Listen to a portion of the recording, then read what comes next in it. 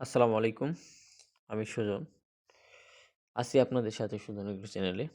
তো আজকে আমরা গরুর মারাত্মক ভাইরাসজনিত রোগ ল্যাম্পি স্কিন ডিজিজ নিয়ে সম্পূর্ণ আলোচনা করব। কারণ, লক্ষণ, চিকিৎসা, ভ্যাকসিন, খামার সুরক্ষা এবং বাস্তব করণীয়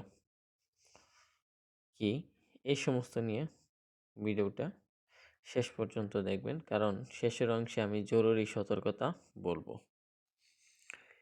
না টেনে আমাদের সাথেই থাকেন।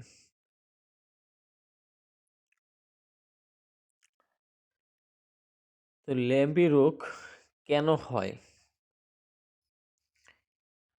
ভাইরাস দ্বারা সংক্রমিত মশা, মাছি, টিক, উকুন জাতীয় পোকা এই সমস্ত মাধ্যমে ছড়ায়। আক্রান্ত গরুর লালা, রক্ত, ক্ষত থেকেও ছড়াতে পারে। গরম ও আর্দ্র আবহাওয়াতেও বেশি হয়। বর্ষাকালে ঝুঁকি সবচেয়ে বেশি। প্রাথমিক লক্ষণ: শুরুর 2 থেকে 3 দিন আপনার প্রাথমিক কি লক্ষণ দেখতে পারবেন এই ল্যাম্পি স্কিন ডিজিজ রোগের? আপনার গরুর শরীরে হালকা জ্বর থাকবে এবং কি খাবারে অনীহা থাকবে।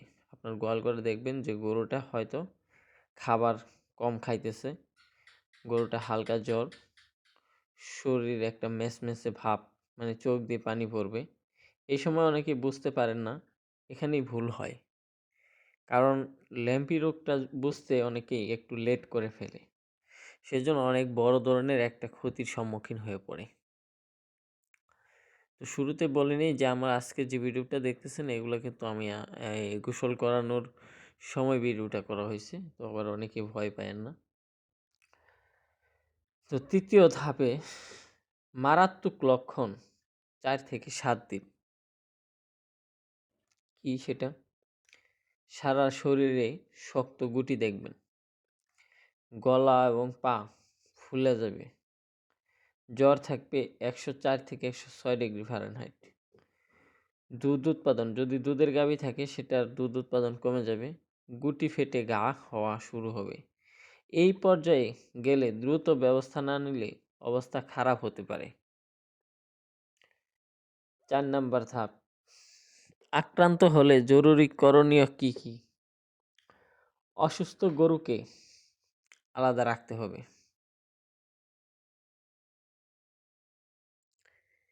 যেমন আইসোলেশন বলতে কি, সম্ভব হলে আলাদা গোয়াল ঘরে রাখবেন, আলাদা খাওয়ার পাত্র ব্যবহার করবেন, নিয়মিত ক্ষত পরিষ্কার করতে হবে, ভেটেরিনারি ডাক্তারের সাথে যোগাযোগ করতে হবে। চিকিৎসা মূলত সাপোর্টিভ, জ্বর কমানোর ওষুধ, অ্যান্টিবায়োটিক, ভিটামিন, অ্যান্টিসেপটিক, ড্রেসিং, এগুলো আপনার রাখতে হবে। ভ্যাকসিনের এখন বলবো ভ্যাকসিনের সঠিক নিয়ম। এই ল্যাম্পি স্কিন ডিজিজের ভ্যাকসিনটা আপনি কখন দিবেন, কিভাবে দিবেন, কাকে দিয়ে আপনি দিতে পারবেন, এই সমস্ত বিষয়ে আমি এখন আলোচনা করব। 6 মাসের বেশি বয়সী গরুকে দেওয়া যায়। বছরে একবার সুস্থ গরুকেই দিতে হবে। ঠান্ডা চেইন বজায় রাখতে হবে। রোগ ছড়ানোর আগে দিলে সবচেয়ে বেশি সুরক্ষা পাওয়া যায়। ভ্যাকসিনের নিয়মটাই হচ্ছে আপনার সুস্থ সবল গরুকে এই ল্যাম্পি স্কিন ডিজিজের ভ্যাকসিনটা আপনাকে দিতে হবে।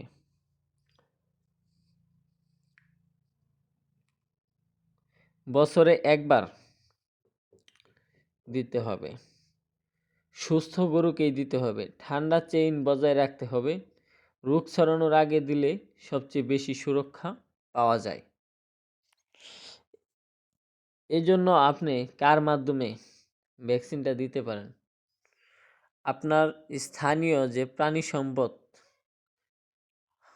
হাসপাতাল আছে, আপনি সেই হাসপাতালের ভালো ডাক্তারের পরামর্শ নিতে পারেন, অথবা স্থানীয় যে গরুর ডাক্তার আছে আপনি ভ্যাকসিন দিতে পারেন।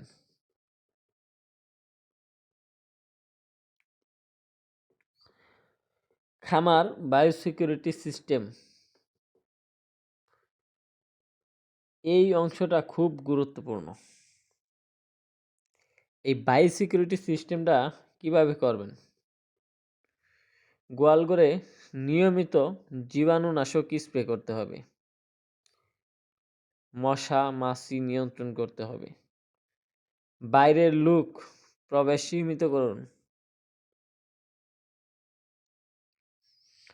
নতুন গরু যদি আপনি খামারে আইনা থাকেন, নিচের পক্ষে মানে কম করে হলেও 10 থেকে 14 দিন আলাদা ঘরে রাখবেন।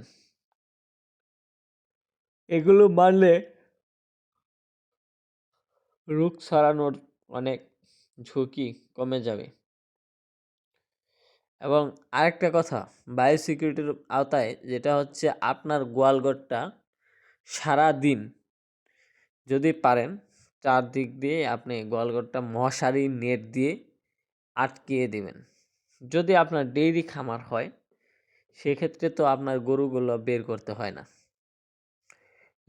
ঘরের চারপাশে আপনি একটু খোলামেলা রাখবেন এবং বিশেষ করে চারদিকেই আপনি এই নেটগুলা ব্যবস্থা করবেন। নেট মানে এই যে মশারি দেখতেছেন, এই মশারিটা নামায় রাখবেন। এটা কখনোই আপনি খুলবেন না।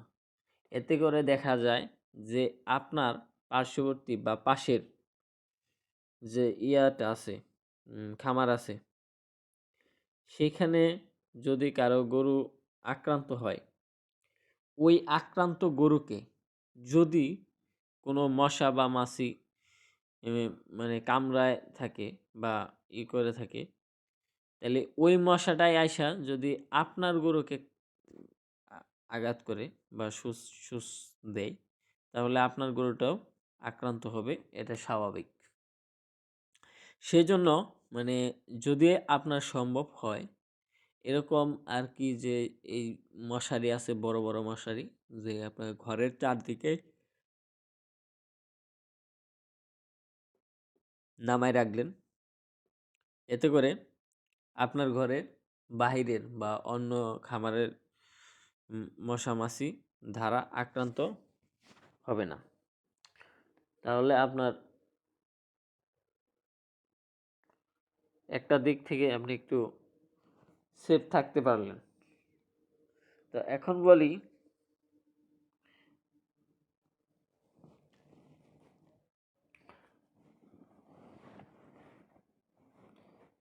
খাবার ব্যবস্থাপনা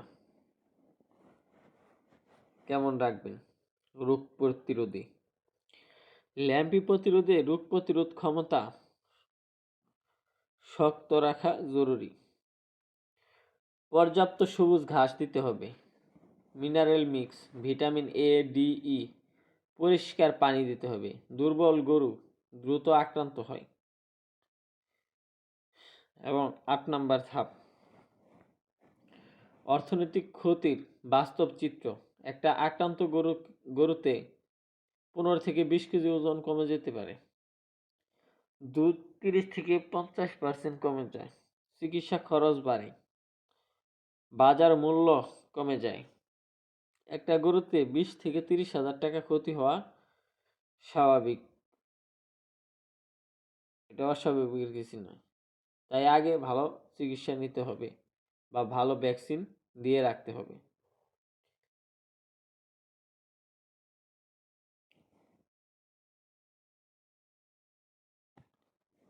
9 নাম্বার, টিকা রেকর্ড সংরক্ষণ। কোন তারিখে ভ্যাকসিন দিলেন, কোন কোম্পানির, ব্যাচ নাম্বার, এই তথ্য খাতায় লিখে রাখবেন। এটা ভবিষ্যতে কাজে লাগবে। আমাদের অনেকেই আছে ভ্যাকসিন দেওয়ার সময় কি ভ্যাকসিন দিলেন সেটা তো বোঝে না। কারণ বিশেষ করে বাংলাদেশের ম্যাক্সিমাম যারা প্রান্তিক পর্যায়ে গরু লালন পালন করে থাকেন তারা কিন্তু এই সমস্ত বিষয়ে সজাগ না বা সচেতন না। তো আমি এই ভিডিওগুলা মূলত আমার যে প্রবাসী ভাইয়েরা আছে, দেশের মধ্যে আইসা খামার করতে চায় বা প্রবাসে থাকা অবস্থায় খামার করছেন, তাদের প্রতি আর কি ভিডিওটা করা হয়েছে। যে অন্তত পক্ষে হলেও আমার ভিডিওর মাধ্যমে যদি একটা তথ্য মানে কারো কাজে লাগে, তাহলে সে তো একটু উপকৃত হলো। আর এই উপকৃত হওয়ার প্রতিফলটা একমাত্র আল্লাহ তাআলাই আমাকে দিবে।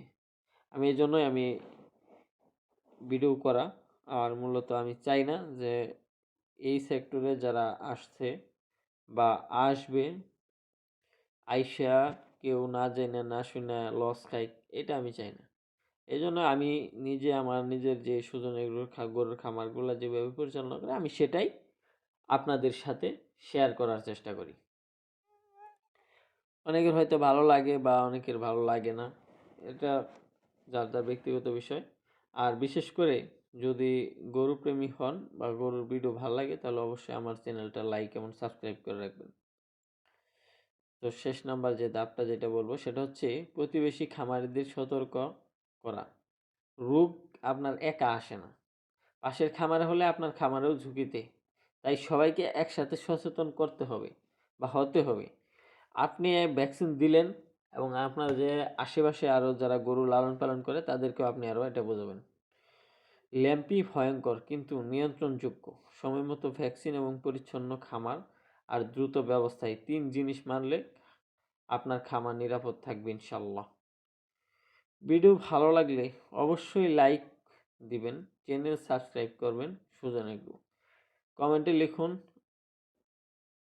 আপনার খামারটা কিভাবে পরিচালনা করেন, এবং আমি নিয়মিত টিকা দেই। সবাই দোয়া করবেন সুজন এগ্রো খামারের জন্য। আল্লাহ তাআলা যেন আমাকে বারাকা দান করেন খামারে, এবং আমি যেন নিয়মিত আপনাদের কাছে ভিডিও দিতে পারি। আসসালামু আলাইকুম আ রহমতুল্লাহি ওয়া বারাকাতুহু।